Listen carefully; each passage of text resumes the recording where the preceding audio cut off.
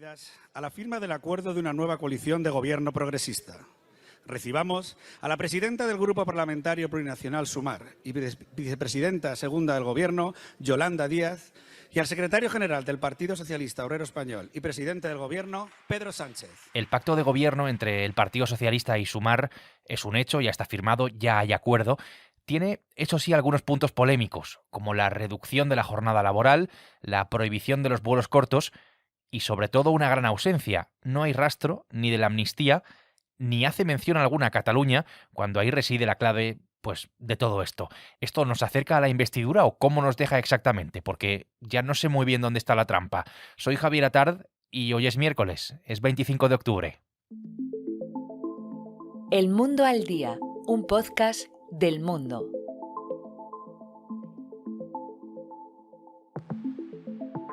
Son 230 medidas en 48 páginas en un documento que han firmado Pedro Sánchez y Yolanda Díaz. Este acuerdo no es ni del PSOE ni de Sumar. Es suyo, es vuestro. Este acuerdo es para todos los españoles y españolas. Para los que votaron a Sumar, para los que votaron al Partido Socialista. Medidas que, bueno, están sujetas, claro, a que Sánchez consiga ser investido, consiga todos los apoyos necesarios.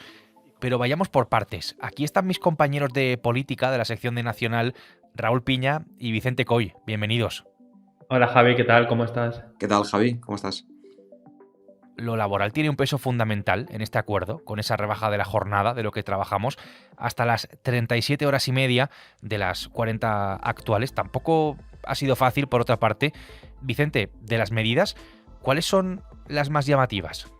Uno de los grandes temas que faltaba por desbloquear en las últimas horas y que ha permitido conocer el acuerdo es la reducción de la jornada laboral de las 40 a las 37 horas y media.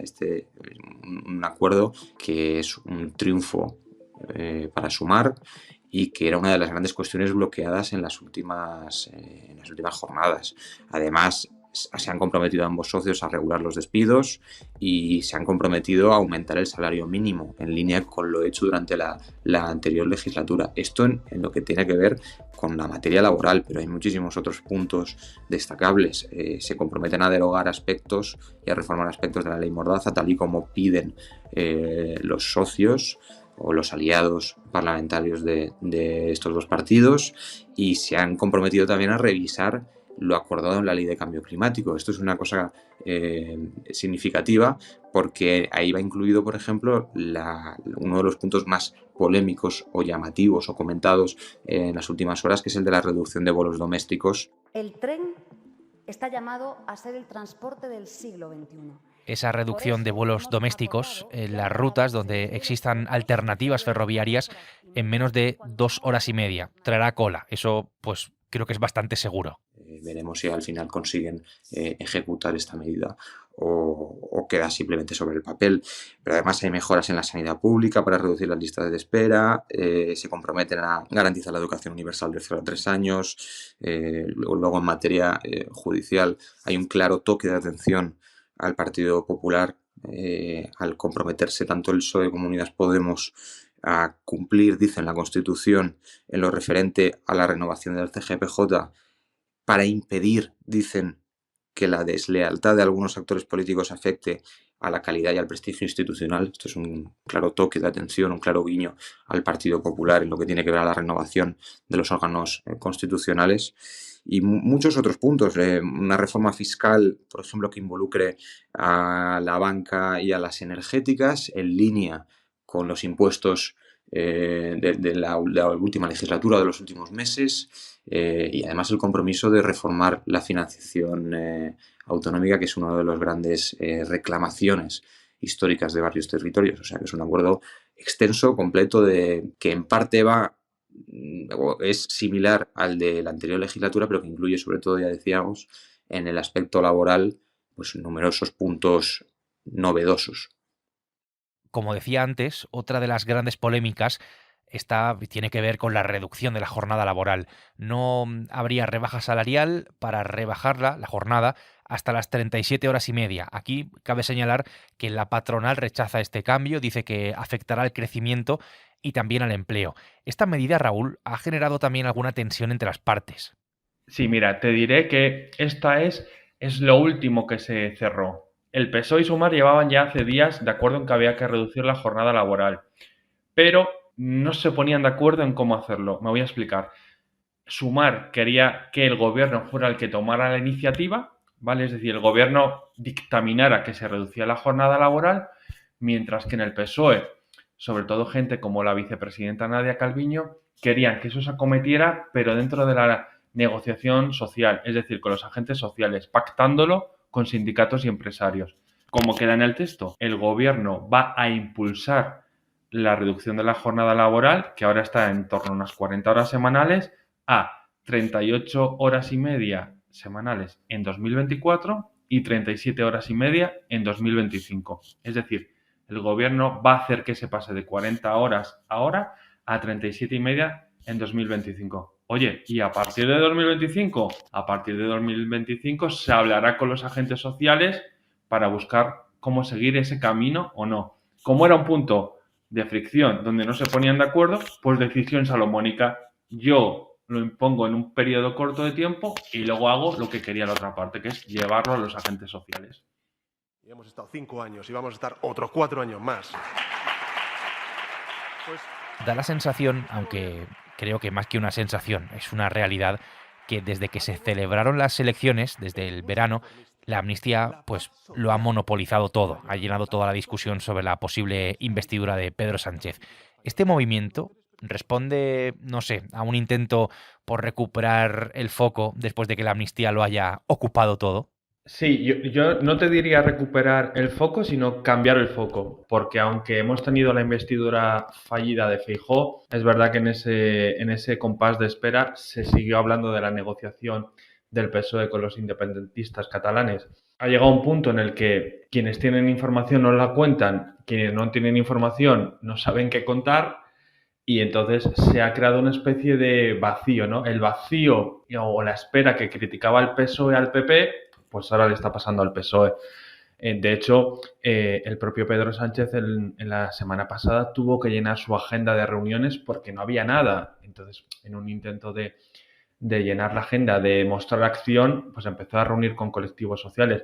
Bueno, pues este pacto de gobierno lo que viene es a llenar ese gran vacío. Oigan, no, lo que le vamos a decir a la gente es, nosotros tenemos un pacto de gobierno, tenemos una hoja de ruta ya, esto es lo que queremos hacer.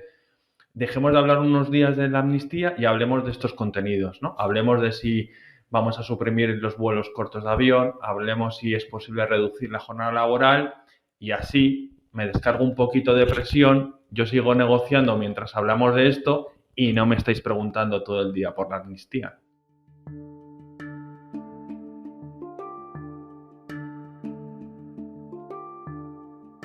La idea que tienen el PSOE y Sumar es bastante sencilla, es que su pacto empuje para que caigan el resto de acuerdos.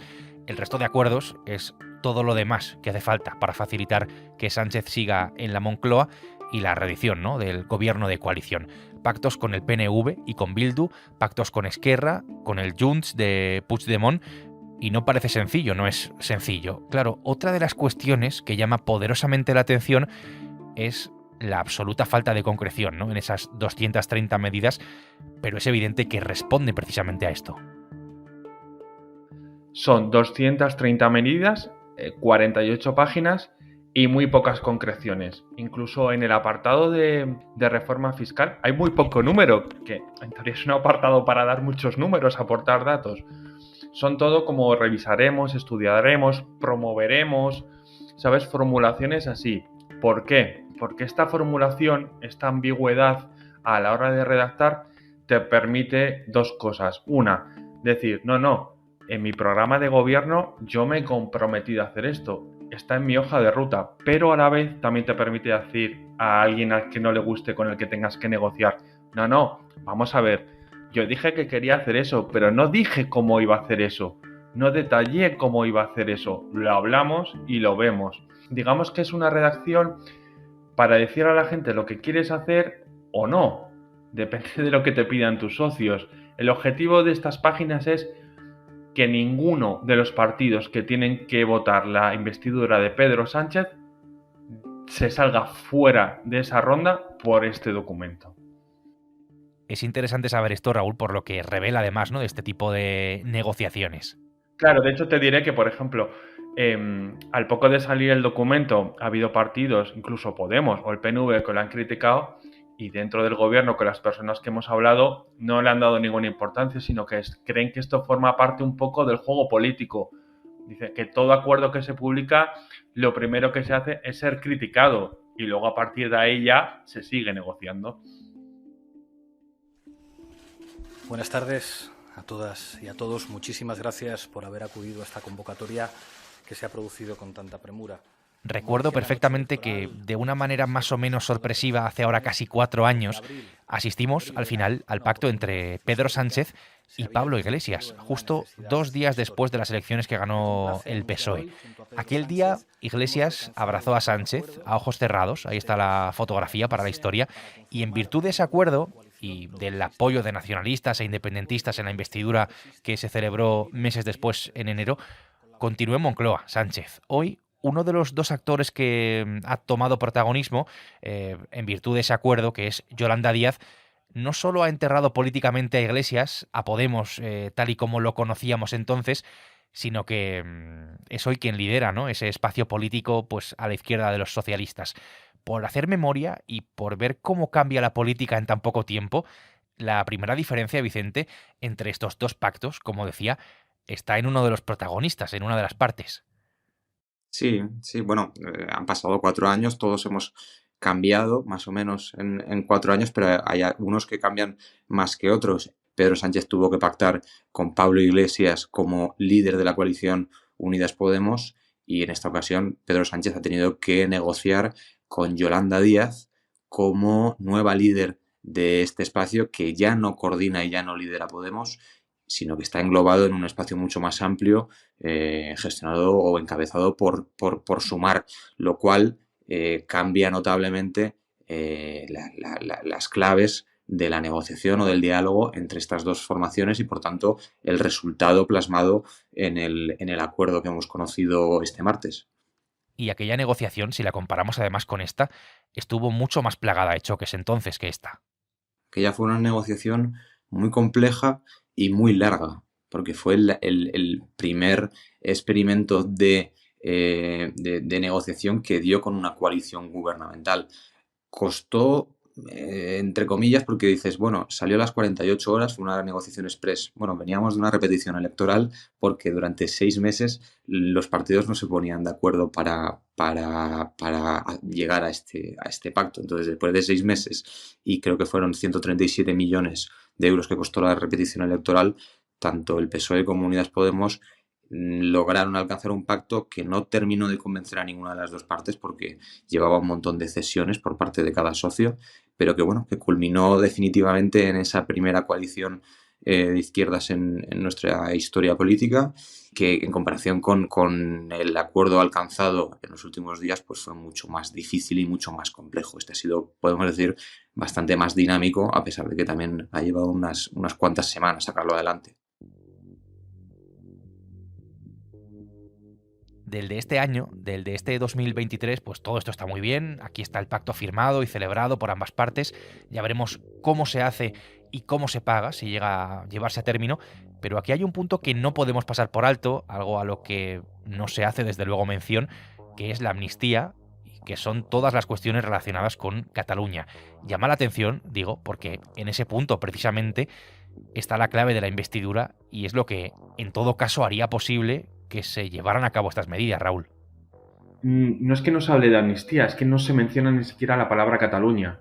Para que te hagas una idea, en 2019 sí se mencionaba expresamente el conflicto político catalán, ¿sabes? Con estas palabras. Aquí ni siquiera. Aquí hay alusiones a la convivencia, ¿sabes? Avanzar en la senda del progreso y la convivencia, dice textualmente el texto. Lo que ha querido el PSOE y Sumar con este acuerdo es un poco aislar eso, ¿vale?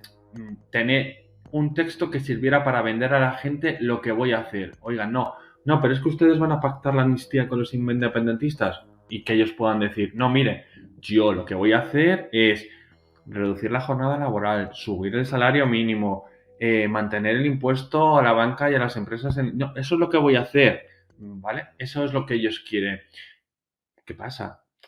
Que la trampa, por decirlo de alguna manera, es que todo eso va a ser posible hacerlo siempre y cuando haya una amnistía. Es decir, vas a poder hacer estas 48 páginas de tu pacto de gobierno siempre y cuando llegues a un acuerdo con Esquerra Republicana y Junts sobre la amnistía. Porque si no, ellos no te van a apoyar, no vas a tener investidura y vamos a ir a una repetición electoral. Otra explicación muy breve de esto. ¿Por qué no aparece Amnistía y Cataluña en este texto? Porque esto es un pacto de gobierno y los estatutos del PSOE obligan a que este pacto sea sometido a la votación de las bases.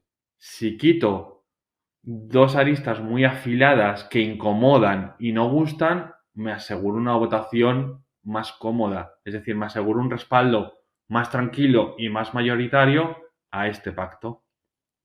Interesante también conocer estas cuestiones, conocer todo lo que hay detrás de lo que luego nos llega, ¿no? De lo que nos acaba llegando. Todo lo que estamos hablando, insisto, está a expensas o queda a expensas de los socios de la coalición de Sánchez y de Díaz, y poner de acuerdo a todos, desde luego, no va a ser nada fácil.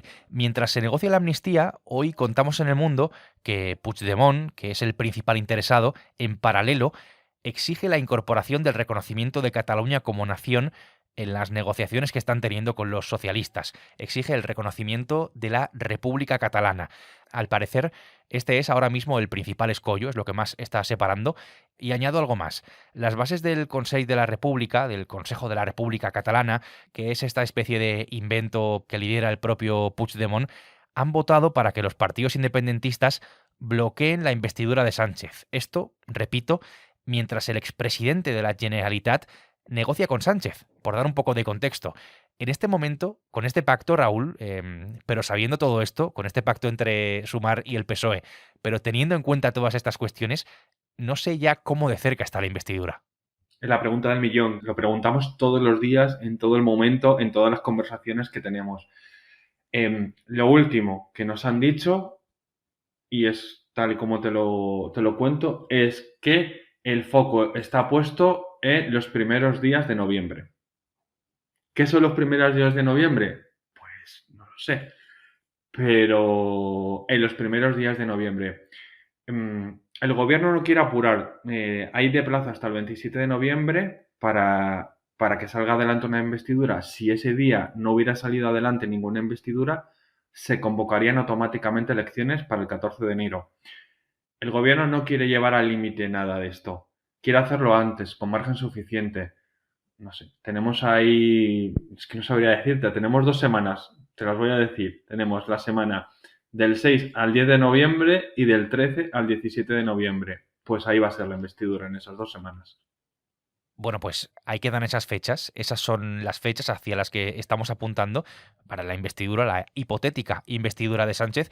Pero en todo caso, lo que tenemos que ver es cómo van las negociaciones, especialmente, como estamos contando, con Carles Puigdemont. Vamos a estar muy, muy atentos a esto en los próximos días. Raúl, Vicente, gracias. Gracias a ti, Javi. Un abrazo. Gracias a vosotros.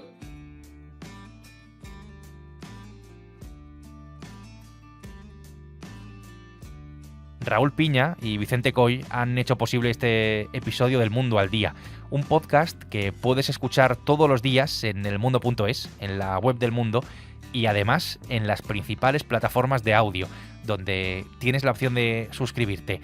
Mañana será jueves y aquí estaremos con una nueva historia. Hasta entonces, gracias y saludos de Javier Atard. Has escuchado El Mundo al Día, un podcast del Mundo.